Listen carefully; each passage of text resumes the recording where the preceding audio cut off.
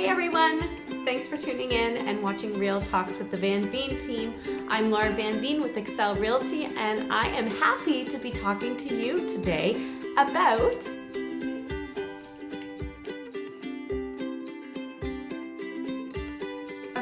so we're going to talk this week about investing wisely. Now, there's all different ways to invest in real estate, and a lot of times we're watching things like HGTV, and all of a sudden we think that we know everything about how to invest, and then you get in over your head. So I'm going to give you pros and cons of 3 different ways to invest today, and I hope this helps make up your mind of how you want to spend your money and where you want to put it and how you can grow that wealth and how you can start, as I like to tag, invest in yourself by investing in real estate. So this is going to be really fun. I personally like to invest. I have personally myself had a residential tenancy, so a residential apartment that I rented out. I've had a commercial one, and I've done an Airbnb. I have not tried my hand at flipping exclusively, but I have improved homes that I personally lived in and then sold for a profit. So I've got a little bit of personal knowledge, as well as I can tell you experiences that I've helped my clients with. So we're going to break it into 3 points. It's really important when you're investing that you make sure that you pick the investment method and the tunnel that's going to work best for you. So it's not always just about getting a tenant. It's not always about doing that flip. There's different avenues you can do. So we're going to cover 3 today. Number 1 we're going to cover is going to be rental properties, so becoming a landlord. The number 2 way you can invest is by doing a vacation rental. And the number 3 way that you can invest is by flipping. So here we go. Number 1. Okay guys, so your number 1 way of investing in real estate is by becoming a landlord. Becoming a landlord can happen in a few different ways. You can become a residential landlord by getting an apartment or a condo, or getting a house to rent out. Number 2, or B, you can do a commercial. So a commercial one, you can buy a studio space or an office and lease that out as well. Or 3rd way is that you can do student housing.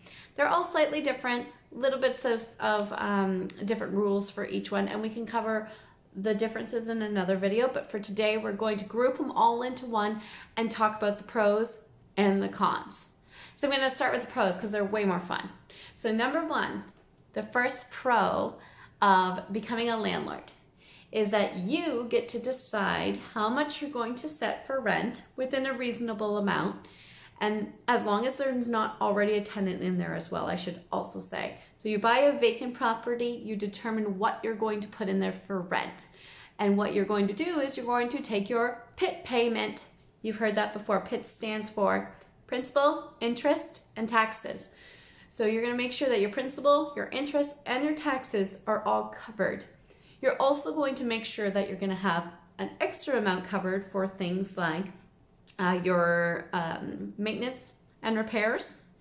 And then you want to make sure you have a buffer zone as well, so you can put some money aside to reinvest as you get going, and to also make sure that you're making a little bit of pocket change. So that's nice too. Okay, so you've set your rent, you've purchased a vacant property, hopefully. You've set your rent, you get a good tenant in, and they start paying you rent. Now let's talk about the money side of this. So you take out a mortgage to get this place, which a lot of us have to do. You take out a mortgage, your mortgage is starting here.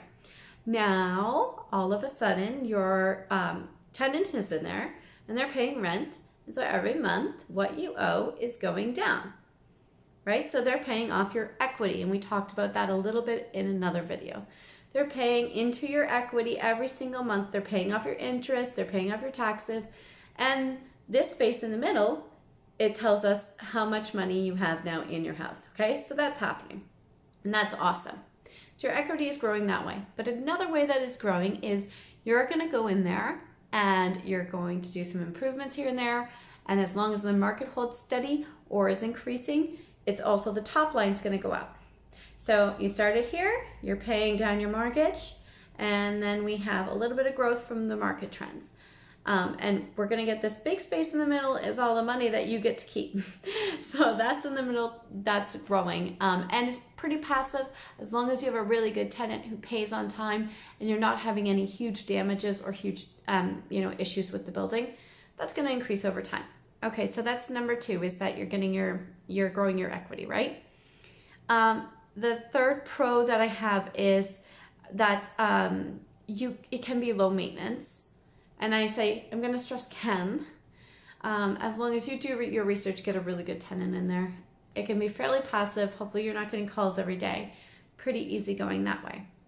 So a few really cool things there, right? Now, the con side, or maybe the not so great side, is that vacancies can obviously create a financial burden.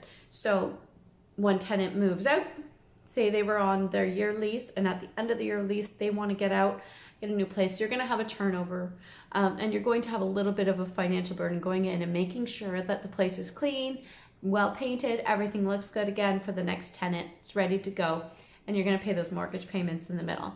So once in a while, you're going to have some turnover. Hopefully you've set your rents correctly so that you have some money tucked away for those times and saved up. So that's a con. Another con is the repairs and maintenance. It sucks when you get a call after Christmas or something and you don't have a ton of money set aside, and maybe you weren't putting aside the money from the rent, and then you get a call all of a sudden that, the furnace broke or something, and you have to go and repair it. And so that is something that you have to plan for and make sure you have a little nest egg for. The next one is that there's going to be a large down payment needed if it's an investment property. And this is with any investment property, really. So when you buy your first home or your primary principal residence, you usually only have to do a 5% down payment. If your credit's really good, if your job's really secure, you can usually get away with 5% down payment. However, when you're buying a second property, it's a little more risky for the banks. You've got a little bit more money out there in different places, and they're gonna ask for a 20% or more down payment. That's a lot of money, right? So that's kind of scary a little bit, but you know what? If you're about to invest your money, you've probably got some set aside for that anyway, and that's going to hit a lot of the different marks. Another one is that the Landlord-Tenant Act applies. I put this as a con, and just because it's very stringent, you have to make sure you know your book. You have to make sure you read that, know everything, so you can be a good landlord, and you can make sure that you're, doing everything by the book. Nothing's going to come back on you. So I would suggest anybody who's thinking about getting into landlording, go online, look up Landlord-Tenant Act in Ontario, go to the website, read some of the issues and some of the litigation that kind of, applies there. Okay, so that's a con. One other thing with this one is, even though we're growing this equity, you're not getting a whole lot of money while you're still paying that mortgage. So you might make $100, $150 a month or so after you've paid all of the debts on it. So for a while, you're kind of sitting there not getting a whole lot and doing a lot of work. So it does take some time. Now, once that mortgage is paid off, say you set it at a 15 years mortgage, all of a sudden you've set it at a 15-year mortgage, that mortgage is paid off for you, and now you're getting your $1,200 of rent every single month in your pocket. And then you're also have this whole cash cow of equity sitting in that house for when you go to sell it. So it takes a little bit more time, but it's worth the wait. Okay, so that's number 1. That is becoming a landlord. Okay, so number 2, way to invest. I love this one. This is vacation rentals or short-term rentals. I absolutely love this way of investing. And this is me personally putting my own personal experience into it. But we're going to talk about vacation rentals. Airbnb is hot, hot, hot right now. Everyone's talking about it. Everyone's using it.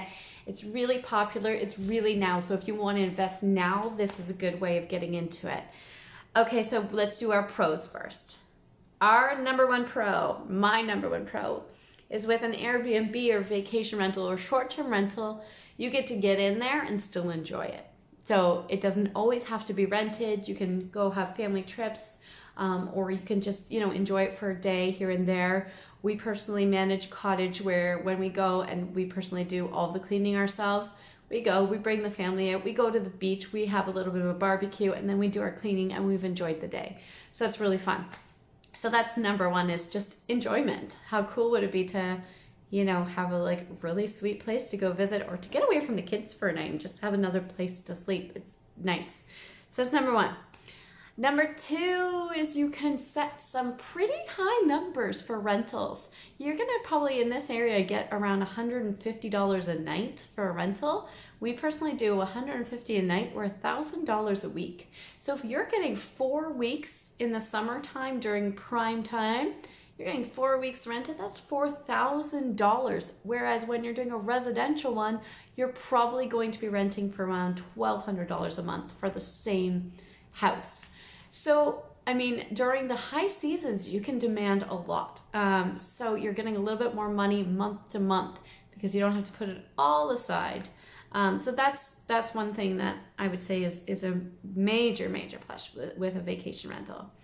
The third thing might be something that might be a pro or a con, depending on what kind of a person you are. My pro is that you get to be creative and you get to do some design work and you get to renovate how you want. Side note, also on top of that, not only do you get to be creative with your designs, but now guess what? You only have a renter for a week. Probably not going to do as much damage as somebody who's living in a house with kids and dogs and everything, you know, for years. And so you're going in every single week to make sure that the maintenance is being kept up and the quality of the house and the state of the house is going to be in the same space that you want it to be, so that your equity isn't going out the door by damages, okay? So that's a huge pro for me. I like control. And I know that with a vacation rental, we have a little bit more control on the state of the house, okay? Now the next one is same as residential or just in general becoming a landlord. Your equity is going to increase from other people paying down your mortgage. It's also going to pay and probably expand a little bit more on the home renovation / market increase side, because you will be doing a little bit more maintenance to it. So those are my pros. Can you tell I like doing this one? But there's some cons too. So some big cons. Number one is seasonal fluctuation, especially if you go with like a waterfront property. Maybe a little less if you did like a downtown condo, because you're going to get a lot more business people coming in to rent it while they're in town for rentals. But definitely huge seasonal fluctuation in a cottage recreational type property. So you have to kind of take those months where you're getting that, you know, $4,000 price point every single month. Put that money aside so that you're golden for like, you know, January, February, when not a lot of people are booking. Okay, so that's number one. Now that takes a little bit of time to figure out too, because the first few years you might be going, okay, how much is this going to tweak? Are we going to have a wedding here where people will come down? Are we still going to have people down for New Year's? You'll kind of figure out your trends and then know what your targets are going to be every month and how much you have to set aside throughout the year.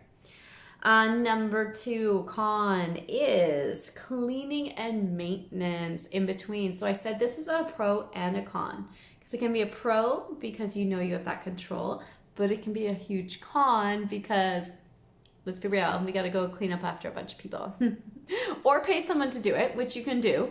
But you know, if you go on in every single week, we go in and we have 2 sets of linens, so we're stripping all of the beds, bringing them back home to do a bunch of laundry, and then we're putting on the new linens, we're running all the dishes, we're wiping everything down, we're making sure the toilets are scrubbed, we're putting furniture back because people like to move furniture sometimes, and just doing a lot of those things, cleaning the floors. Doing the maintenance of the lawn is another thing. So depending on what your kind of schedule is and your flexibility is during the day, if you're able to service that or not will come into question. So if you're like myself and my spouse, you know, we have a lot of flexibility during the day, so we can usually make that happen. If not, you want to have someone on hand, ready to clean and ready to do that maintenance and pay them a little bit out of the price. So that's number 2 of a con. What else do we have? Oh, number 3 of a con is a pretty big one too. So a big con on this one is kind of a gray area. I put down that sites like Airbnb are always under the scrutiny of and the risk of becoming regulated. So what I mean by that is hotels and everything, and even bed and breakfasts have certain rules and guidelines that they have to follow. And right now, Airbnb is kind of like Wild West in a way. So, there's not really any regulations. There's not any status quo on it. And, you worry about if some situations get out of hand with any Airbnbs, they might take a back step on the website. They might start putting more stringent regulations on it, saying, hey, you have to have blank, blank, blank, blank, blank on this side. If you're going to rent, you have to have this and this and this, which could close it down. It's kind of like Uber. You never know. Uber's doing great, but you just never know if it could get regulated, and that could become an issue. So backup plan, if you're doing an Airbnb type thing, you want to make sure you're also marketing your place outside of it a little bit, so that you can make sure you have a solid website with some driven traffic, so that if that just closes down overnight, you still know you can rent your place. Have a backup plan. All right. The last con is need for constant marketing. And I'm going to add to that, and constant kind of personal service.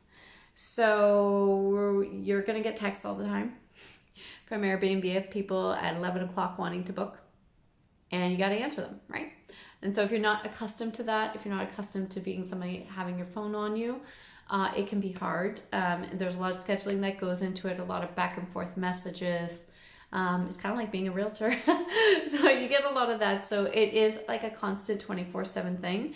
Now, it's not always going on, but when it is, it can be a lot. And then on top of it, you do have the marketing side of it. So you want to make sure that your place is getting out there and being marketed, so that next year you get as many people on there booking your place as you did this year.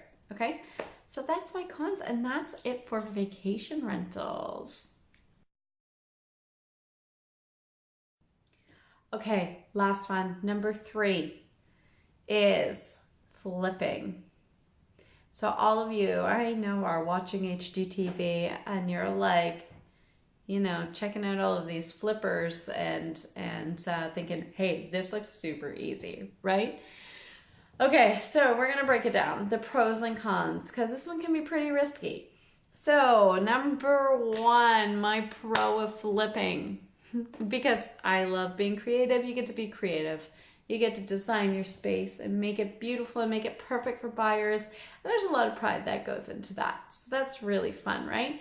Not that it's not a lot of hard work, but it can be super fun if you're into that stuff. Number 2 of my pros, and this is a biggie, and this is the reason why most people get into flipping, is that you only have to carry the investment for a lot shorter amount of time to realize your equity and to be able to get your equity out. So going back to vacation rentals and going back to also becoming a landlord, you're kind of waiting for that equity to grow for years so that you can sell the place and cash out and reinvest. Flipping, you're hopefully only going to carry the place 6 months, year tops, so that you can then sell it for a lot higher than you bought it, hopefully, if you did your job well. And then you're going to get that amount of equity out really quickly within the amount of time that you carried it to sold it. So it's a lot faster way of making money if you do it well and if you do it right. Okay. So another, I guess, faster results was also what I wrote in there as a positive. I'm going to add in a little bit more about positive of flipping. So one thing is learning a skill set. If you don't already know the skill set, you can learn a lot about a house once you're ripping it down to the studs. So that's a huge thing. You get to learn a bunch about all different professionals as well. So it's really a good thing. Now, there's kind of 2 different ways of looking at flipping. You can look at it as, I'm going to go buy a house and I'm going to flip it now, and I'm going to sell it now, and I'm not going to live in it. And that's one big thing. And that isn't always attainable unless you have a ton of capital. So it's not always attainable as a first way of getting into investing. What is attainable and what's a lot safer is finding a house, Find the house that's in the worst condition on the best street that you can get. Buy that house, move into it, and if you're cool with living through some renovations, spend a year making that house awesome and live there so that it's doubling up as your investment. You're living there, so you're not spending the money somewhere else. And then when you put the money in, you'll get a lot more out. Okay, so that might be a little bit more attainable. Now let's also talk about then the down payment. You go and buy a house as your secondary house to flip, you're at the 20% mark. If you're just buying it as your principal residence and you're just new to getting into real estate, put down your 5% and live there, and it's not going to be crazy. And then when you sell it and get out that equity, you're gonna have a much bigger down payment for the next house you live in. So that's a little bit more of a reasonable kind of goal if you're just starting, okay? Now let's go to our cons on flipping. Number one con is it can be super risky because you are taking your own money. You don't know what's behind the walls in a lot of these houses. So you could come up with something that's really huge that has to get done. And then you just have to come up with the money, which can be really hard. It's also risky in that if you don't do your research and design it the way buyers want it, then you might be holding it for a little bit longer or even lose out some money if you didn't design it the way that everybody else wants it. So that's kind of a risky thing. Also market dips. Also you could also have just even banks, their interest rates go up. Now there's not as many buyers. So, you know, especially if it's a secondary house, can be a lot riskier. If it's the house you're living in, you might be able to deal with that for a little bit longer. Okay, so that's the number one, can be risky. Number two is it's a larger investment initially because you have to have the capital, the amount of money to improve the house as well. So not just your down payment, but you have to know that you can actually afford to do all of the renovations, which is huge. And pay all the tradespeople if you're using tradespeople. And a lot of them will expect 50% down payment before they even start their work. So that can be a big thing. Another con is since you aren't collecting any rent in this scenario, you have to carry all of the costs until the sale is closed. So every single month you've got a $700, I don't know, I'm just pulling a number out of the air here. I almost said something else. So we're pulling out of the air $700 and you're going to be paying that every single month towards your mortgage, which, you know, you are paying down a small amount of principal, but in the end, that is interest that you're paying. So it's the big con on that guy. So yeah, that's not so much fun, but flipping can be fun. And think about it in a way of maybe you just buy your own house that you want to renovate and maybe you're handy, you can do that. Awesome. Okay guys, so that's it for this week. I hope that gave you a ton of information on how to invest, how to grow your wealth, and invest in yourself through investing in real estate. So once again, I'm Laura Van Veen, part of the Van Veen team out of Chathamkent's Excel Realty. So excited to be bringing you all of this information and becoming your information real estate agent. I am so happy to be answering your questions, so please put your questions in the comments, share, like, give me hearts, little emojis. I think they're cute. And we will see you next time. Have an awesome time.